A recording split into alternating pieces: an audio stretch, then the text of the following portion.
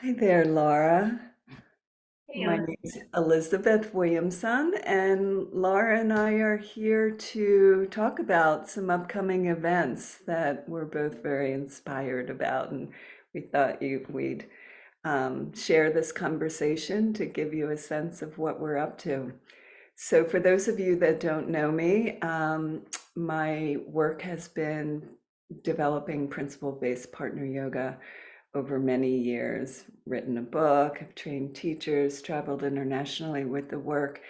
And now it's taking a little bit of a different direction in terms of really embracing and healing the emotional body, which I think has been challenged in these past number of years. I mean, throughout our lives, but it's gotten very clear. And I'd like to introduce my dear friend, Laura Christine. And she has been a teaching partner over the quite a few years now and has been doing the practice for over 10 and has also incorporates a lot of different modalities. So I'm so happy to be here with you. Thank you so much. So honored to walk side by side with you on this path and also learn from you. And I feel excited about how we're weaving principle-based partner yoga into this next iteration of really working with the emotional body. And really, what I feel passionate about is like the therapeutic aspect of partner yoga. And Mm, how partner yoga is so therapeutic on so many levels, physically, mm. emotionally, energetically, mentally, spiritually. So I feel really excited to grow this with you. So, on that note, Laura, what feels most profound for you personally about how it's impacted you?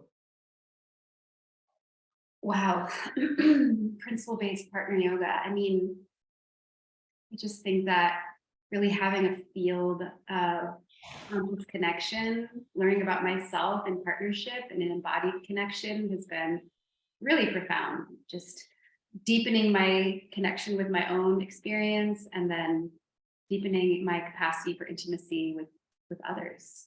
It's Hmm. really it in a nutshell. There's a lot more I could say, but we'll keep it there. Yeah, yeah.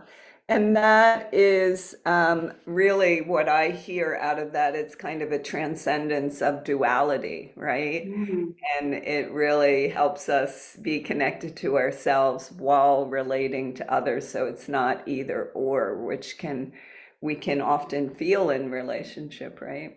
mhm. Yeah. Yes, I love that. I think it's a quote in your book.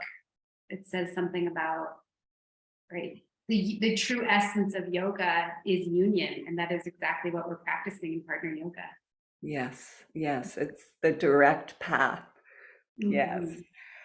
So Okay, I but feel let's talk about what we're doing now with it. Yes, so I feel Well, excited to be leading two trainings with you, Elizabeth. One in Colorado here in July 21st, that weekend. We also have an event happening at Kripalu in August 9th. yeah. And the theme that you have highlighted is becoming fully human. And I just feel curious if you could talk, Elizabeth, just a little about what does that mean to you? What does becoming fully human mean? Mm, mm. Yeah, it's really it's part of the title of the new book that I'm working on. The first one was 7 years. Hopefully this one, my plan is by next June. So becoming fully human, the subtext is how learning to feel saved my life.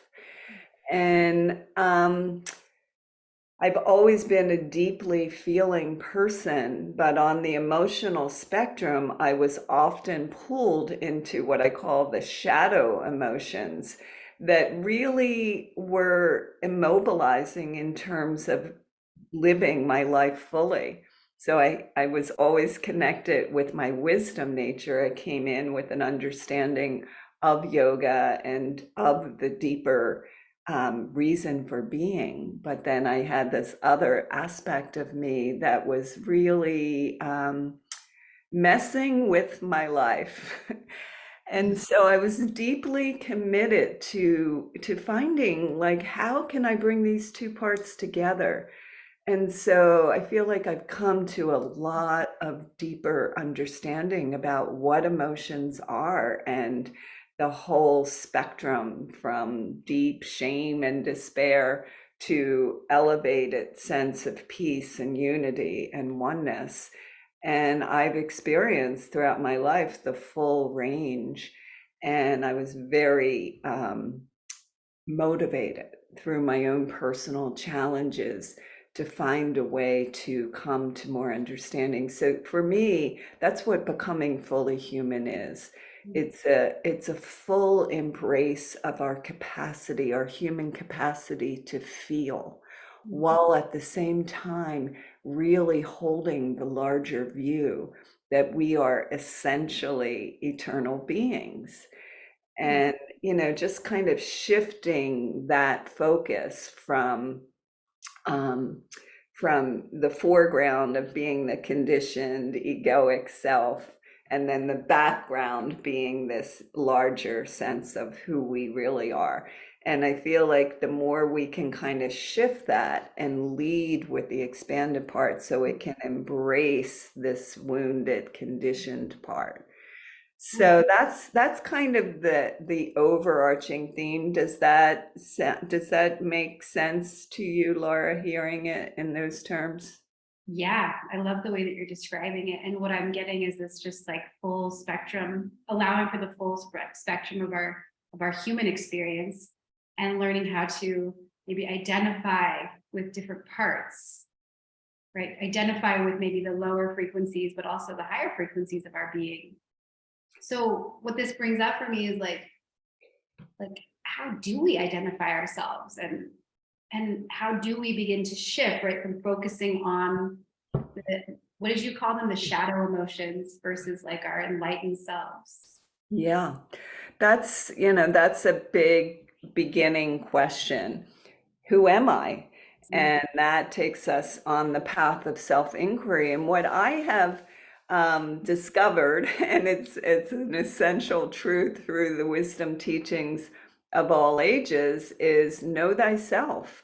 Because we're so conditioned to seek, seek, seek outside of mm, ourselves. Someone knows better, someone can do it for me.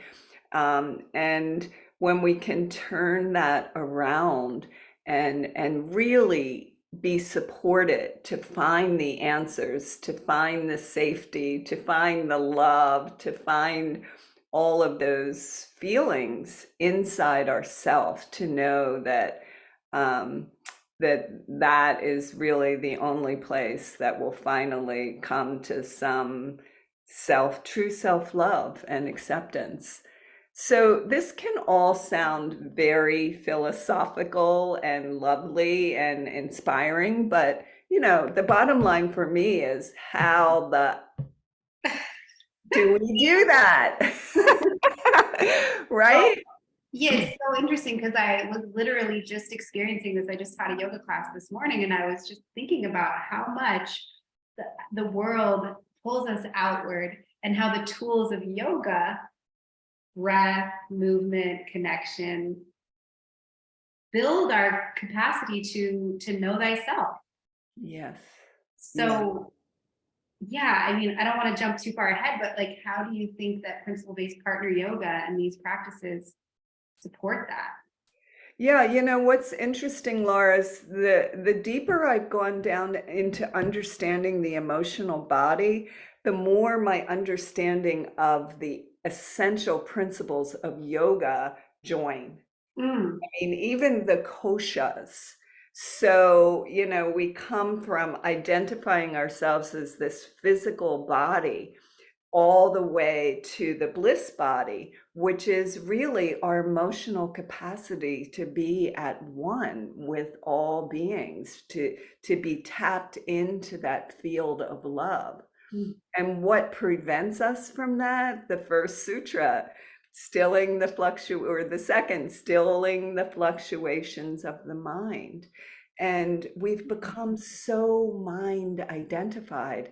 And yoga, and particularly partner yoga, is a way that we're supported through contact, through presence, through the group field to feel these things that on our own are very challenging to feel. Mm, And I feel like another big piece that happens is um, we tend to isolate in our pain, mm, right? Like we don't want to show ourselves.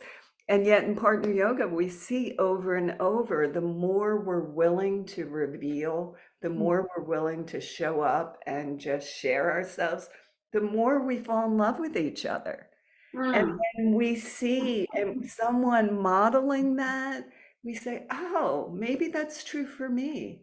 mm, And even, how we've experienced when we're doing a partner yoga flow and how that brings tears to the people observing.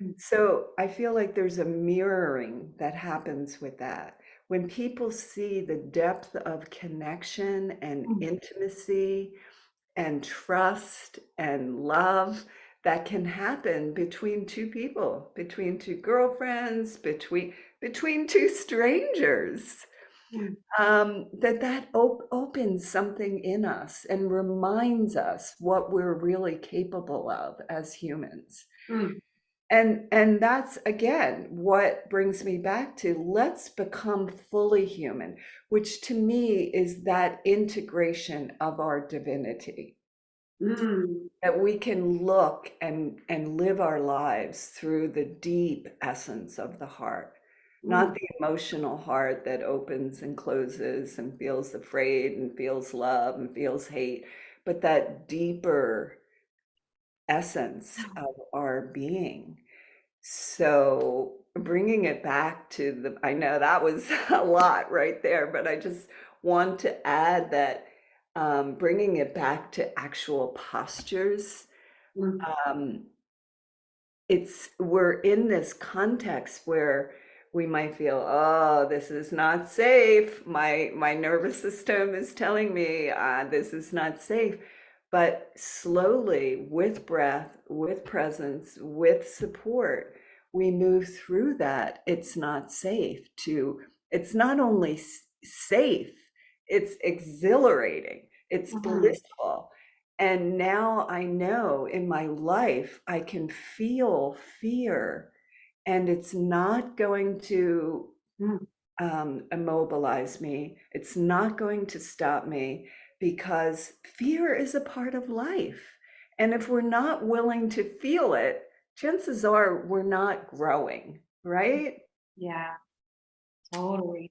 I love this. I love the bringing it back into the body, how these practices help us embody these universal experiences. And what you just named was a breakthrough from fear, resistance, maybe even dysregulation into balance and harmony and bliss and connection. And it's through the body, it's through this. And what's lighting up for me as you're speaking is this is the path of tantra, right? To bring divinity into our humanity and to really rest in the heart.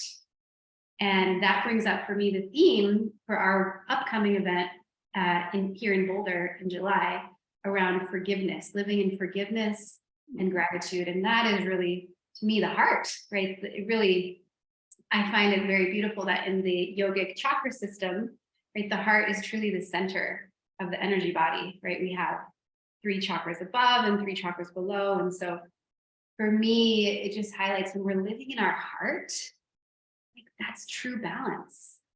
So with this theme of forgiveness, I want to bring it back here. Like, how do you relate to forgiveness and how do we forgive? Yeah, forgiveness. It's also been a path that I've walked down my entire life. And for me, that word that has synonyms like letting go, like Mm, surrender, trust, non-judgment. I feel in any given circumstance, we have a choice to forgive or to judge. mm, And the mind, that's what it's good at. and sometimes judgment slash discernment is appropriate. But when we hold on, and we hold on in so many different ways, it really keeps us stuck. And and one of the things I've learned about emotional energy is when we're holding on to resentment, hatred, and oftentimes that resentment and hatred is towards ourselves. Mm, And we might project it into the world or into our parents or our, our partners or whatever. But the reality is, if we're feeling it out there, we're feeling it in here. mm, mm, And so to me, there's nothing more powerful than the willingness to look at and feel the ways that we have shut down. We have lived in protection and defense and resentment at the cost of our lives. And, when we're younger, we can kind of get away with that a little more. But my experience is as I get older, mm, that these ways we've held on and kept ourselves separate and defended um, really impact us. They impact our health, they impact our relationships, and so to me, it's the most liberating thing. And to do it in relationship to others, I think mm, there's nothing more that connects us to our heart and to our divinity mm. than the willingness to really let go. And forgiveness just has so many dimensions to it. Ah, thank you for sharing that. I love this. I love this conversation and Mm, just how, yeah, relationship is a path of growth. This is something that I've been committed to for my life, is really utilizing the field of relationship to wake up. And, on a personal level, I will say, like the more I love myself, the more I forgive myself, the more I'm able to love humanity. It's so commensurate, it's so equivalent. yeah, because we are just projecting out our own state of being. And we get to see that more and more. And like you said, the field of relationship is one of the fastest tracks to growth. I'm writing a piece right now that begins with the idea that we get hurt in relationship and we heal in relationship. And I'm excited that these worlds are bridging now between science, which helps our left brain feel like these ancient teachings have validity, and the art of Mm, yoga and the art of partner yoga and the art of relationship and tantra and all these things, now they're weaving together. So at the same time we have this huge polarity happening, we also have this deep unification that's happening inside ourselves and in the world. mm, And one sign of that is I just received a wonderful invitation from Stanford Medical School to speak about the power of partner yoga and relationship. So that's exciting to receive that and see mm. how the worlds are now merging. That's so beautiful. Yeah, like I just feel an expansive quality to this conversation, and a, yeah, cutting edge quality to just our growth as humans, Mm. becoming fully human. Yes, thank you, Laura. Yeah. And I guess in closing, I want to emphasize that point you brought up about the body, because, we can do talk therapy and these different kinds of mental practices, which can be helpful. Absolutely. I've certainly done a lot in my life, but when we bring it home to the body, it's done. When we release it out of the body, it's gone. And we're freer. And and that's what I've dedicated my life to freedom. Mm, And nothing brings me more joy than to support others to live in love and freedom. mm. Mm, So beautiful. Thank you for your sacred service and for bringing principle-based partner yoga to the world. And I'm mm, honored to learn from you, Elizabeth, as the powerful woman and teacher that you are. Yes. Thank you so May much, this Laura. conversation live on for many generations to come. Mm. And I just want to recognize you as well. It inspires me to see we met when you were 20 or 21, and to see you so committed to the path so early and devoted. I just see nothing but beauty and expansion. Thank you so much. Mm. Okay, well, anyone who's interested to learn more, feel free to contact me through partneryoga.net, or Laura, your website is. LaraChristine.net. Okay. So, love you, Laura. See you in a few weeks. See you soon, getting And older. yeah, hope to see whoever this topic speaks to.